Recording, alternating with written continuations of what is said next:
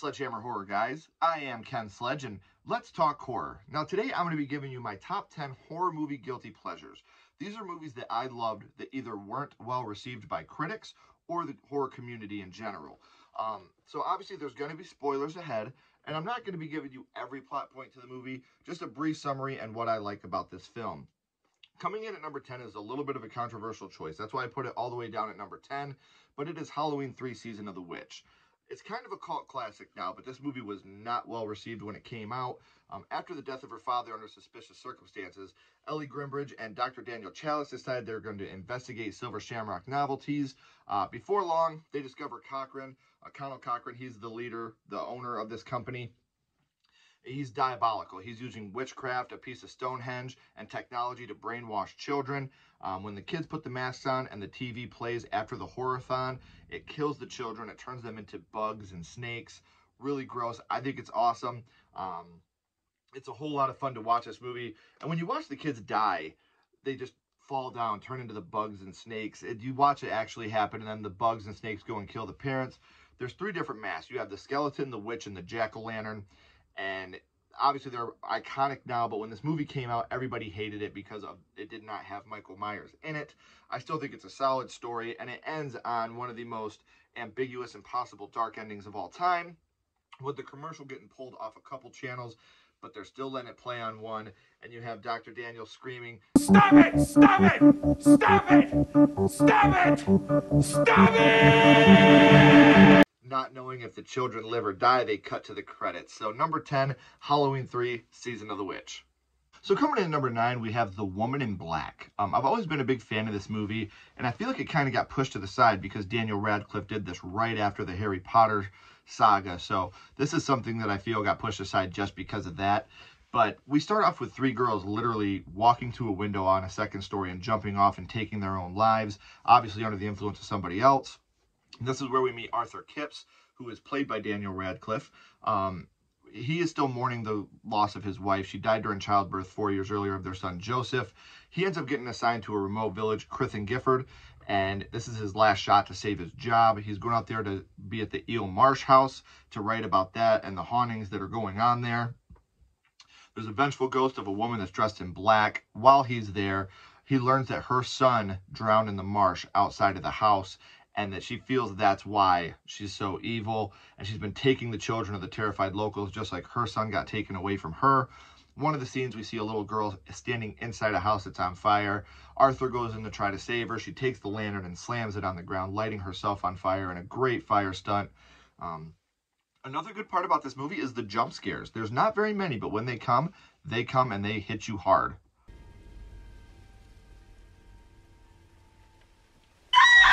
After Arthur finds the boy in the lake, he buries her with her mother, so we think it's all over. We then learn that she'll never forgive and she'll never forget because her sister took her son away from her.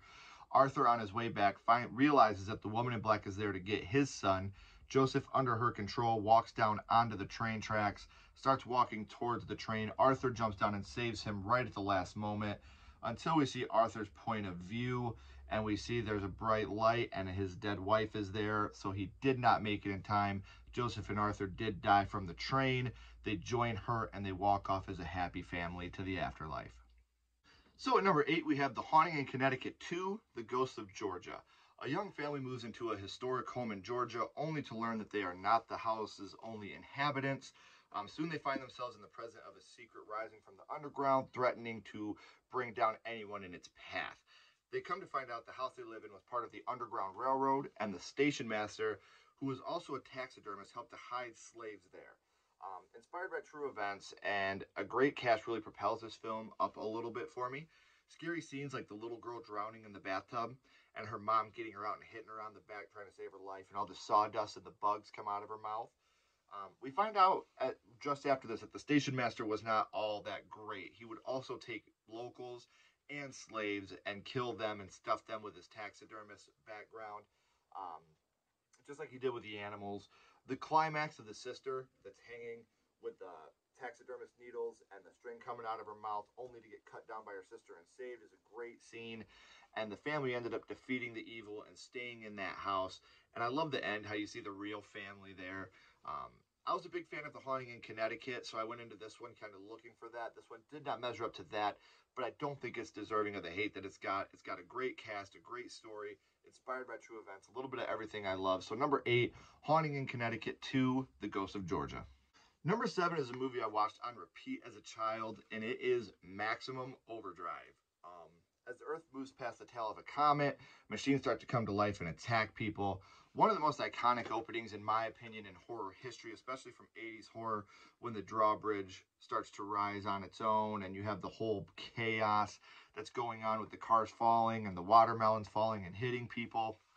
Um, I can also say, in all honesty, this is my favorite Stephen King cameo in any of his films. Honey, come on over here, sugar buns. This machine just called me an asshole. I love that. Something me and my cousins have said to each other our whole lives. This movie mostly follows a group of people that are stuck in a diner. It's a truck stop. They have to find a way to fend off the machines. The video game coming to life and electrocuting the guy when it's shooting out the quarters and the cigarette machines are shooting out is another one that affected me because of my love for video games when I was a kid. And we also follow Deke. He's a young boy. His dad's out at the truck stop at his baseball game. Obviously, after the game, the pop machine comes to life and it ends up killing the coach, hitting him in the groin, and then hitting him in the head with flying cans. And then we see another boy right after this, when Deke's getting away after he sees that the coach is gone, gets run over by a steamroller and crushed like a tube of toothpaste. And again, it's a movie for me that's a lot of fun. Now, don't get me wrong. It does have some flaws, like the acting isn't always on par. You! Want to know? Get back! Can't you understand? Want to know? You can't do this! We made you! But it's definitely a movie I can sit and enjoy. I can put it on, be mindless, and just watch it and have a good time. So coming in at number 7, a movie that still gets shit on all the time to this day, even by Stephen King himself, is Maximum Overdrive. So coming in at number 6, we have Blumhouse's Truth or Dare. Another movie that I feel gets shit on quite often, but I don't think it's as bad as everybody makes it out to be. Is it perfect? No, but it's enjoyable. We start with a young girl very upset, lighting another woman on fire inside of a gas station, saying she's sorry, she has to do it. Again, I love fire stunts. I love when you can see people on fire running around. It's a great thing for me in film. It's always fun to watch. So to start off with that is always a win for me in any book. We then follow a group of friends that go to Mexico on spring break, end up playing a game of Truth or Dare with a stranger, which ends up becoming deadly on their return home. I understand the premise of this movie is not the greatest, but the saving grace is it does have one really strong storyline and some awesome kills. During the game, if you refuse to tell the truth, or if you don't do the dare, you die. Your face does this weird morph, and then you end up killing yourself. You can see the face morph really for the first time at the library with Olivia. They end up asking her truth or dare. She says truth and admits that Marky cheats on her boyfriend all the time, who she is in love with as well. I'm not a big fan of the face morph, but it's an easy way for them to show what's going on. Later in the movie, Ronnie refuses to do a dare by showing his ding-dong in front of everybody at a bar. So he walks off a pool table and ends up breaking his neck. But my favorite kill in the whole movie is Tyson. He's been forging prescriptions for freshmen and underclassmen. When asked truth, he denies it, so he does the face morph, ends up putting a pen to his eye and slamming it against the wall. And another awesome death. It's kind of off-screen, but it's a fun death to watch. I talked about a great story. It involves the character Brad. He's homosexual in the movie, and he comes out of the closet to his dad for a truth, and his dad ends up accepting it because his dad's a police officer, and he was always scared of what his dad would do. His dad accepts him. You know, you're my son. I love you.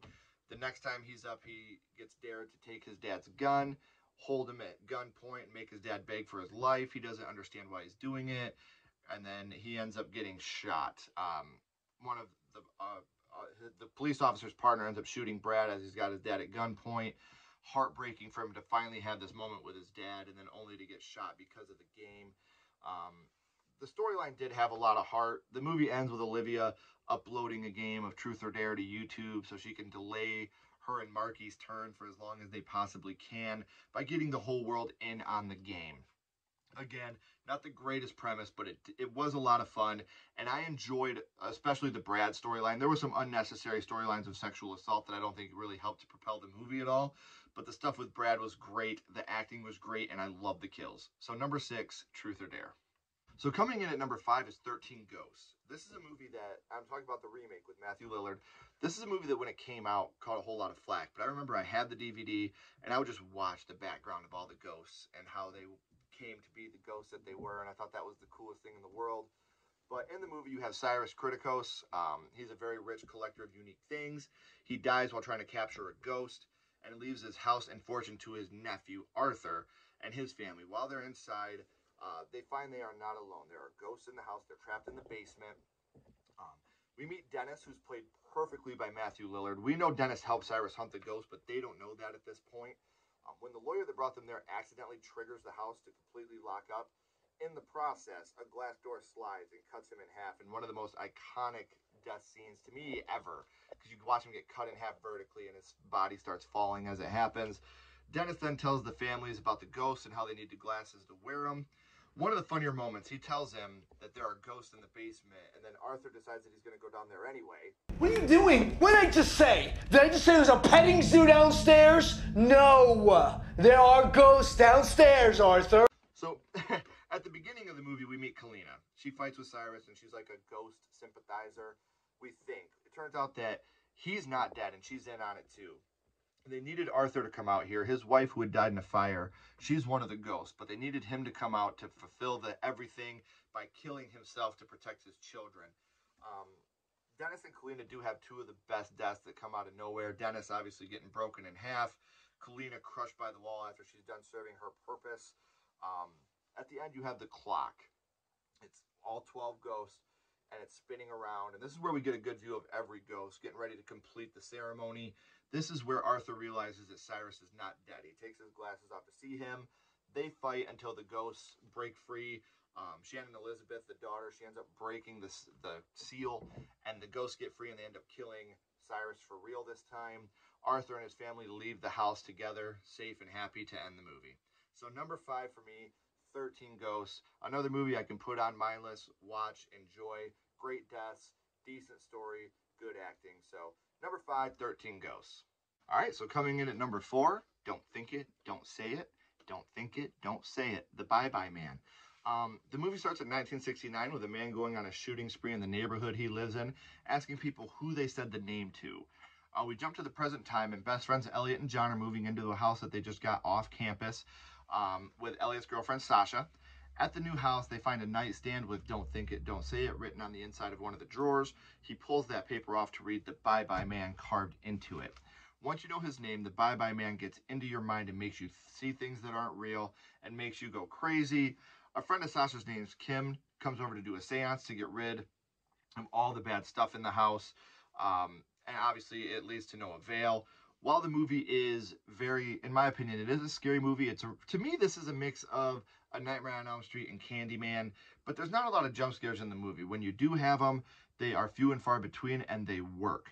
It also has some really gnarly death scenes in this movie, with Kim running to save what she thinks is a family on the side of the road.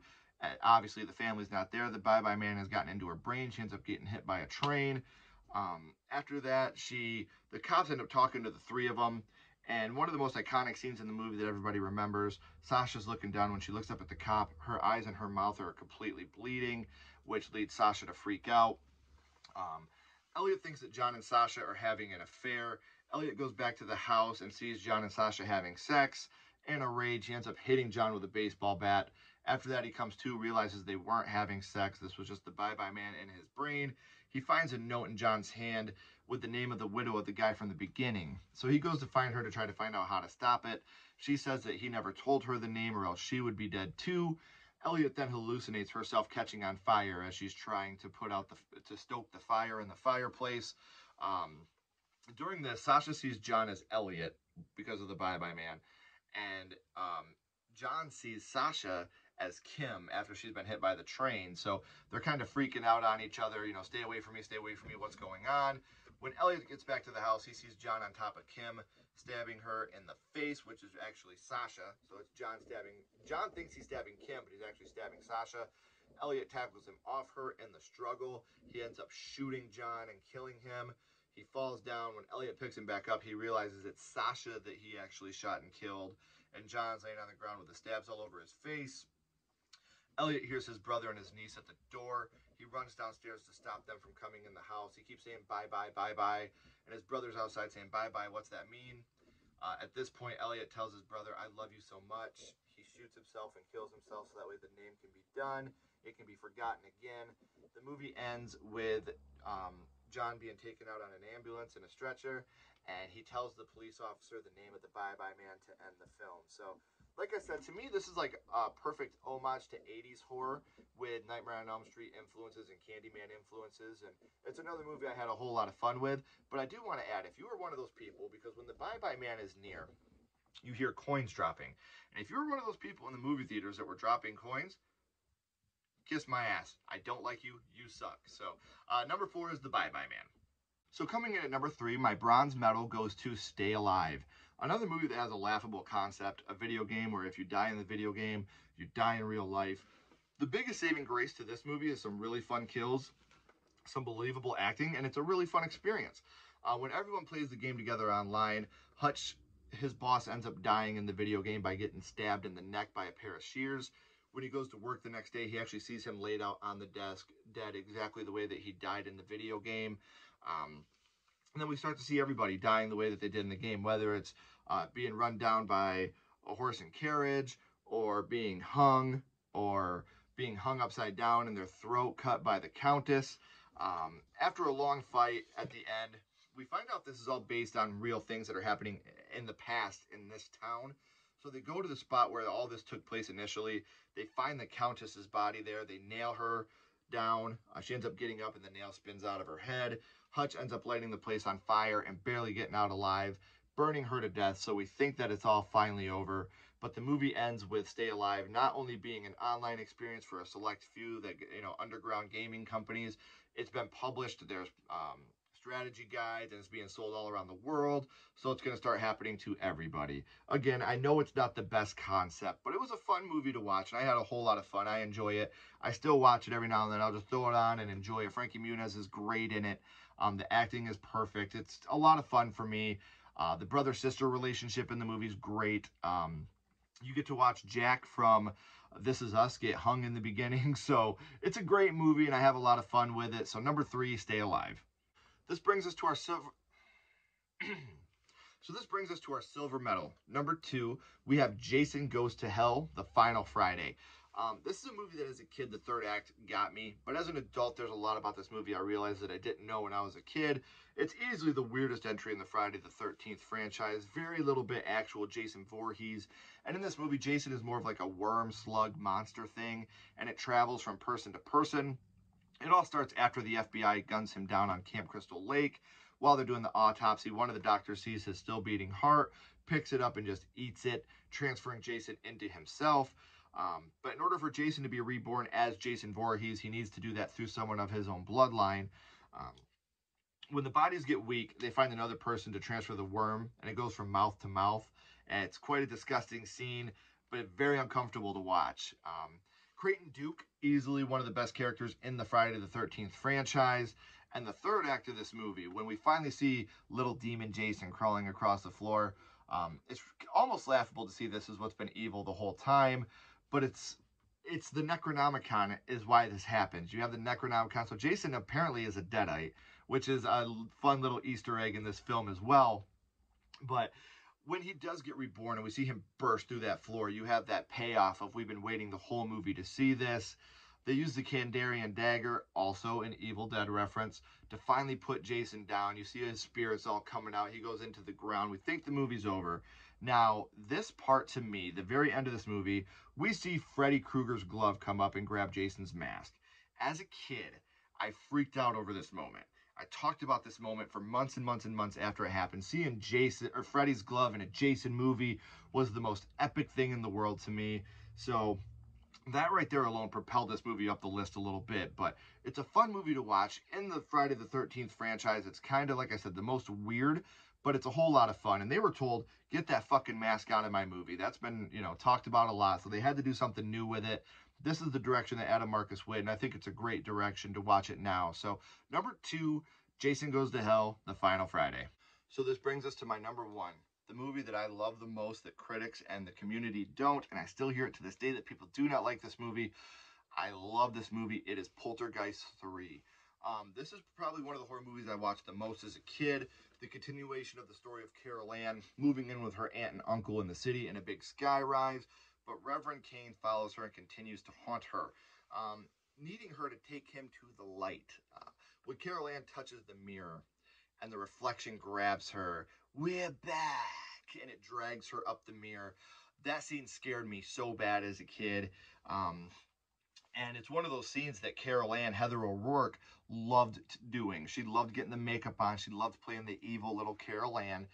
But I think the scene that's most memorable in this movie for me is the water puddle out in the garage. This is the reason I never played in muddy puddles when I was a kid. She walks into the puddle and the hands reach up and grab her and drag her down into the puddle. And that is another scene that scared me. And as a kid, a lot of these scenes really stuck with me and scared me. When you have Tangina killed by the monster in the mirror, and then you see the sister's hands start breaking out of her face and her body coming out. Another scene that just, it was well done. This movie will always be most remembered for the unfortunate passing of Heather O'Rourke as Carol Ann. They had to rewrite the ending with a body double, which is more than heartbreaking, but the movie is very entertaining and scary, and the studio wouldn't let them scrap this movie. When Heather passed away, they didn't even want to finish it, but the studio was like, we sank this money into it, give us an ending, and it's unfortunate the way that it played out. I think they should have wrote something that honored Carol Ann, honored Heather O'Rourke, but watching her performance in this film, you see a lot of scenes. She's got the puffy cheeks because she was on different medications at this time, and she still gives the performance of a lifetime. And she was such a fun-loving kid from all the behind-the-scenes stuff you watch, and it's unfortunate, but the movie suffers from it, which is obviously in the background. That shouldn't be on the forefront. It's a fun movie. I wish they would have made a better ending to honor Heather O'Rourke, but at this moment, they just didn't even want to be there. Let's end this. And I understand that too. Our little girl had passed away. So my number one, though, is Poltergeist 3. Now, you guys, what do you think of my list? Do you like some of these movies? Do you hate these movies? What are some movies that you love that don't get talked about a lot in the horror community? Leave them down here in the comments. I'd love to know your thoughts. As always, guys, keep talking horror, stay what you are, and we'll see you guys soon.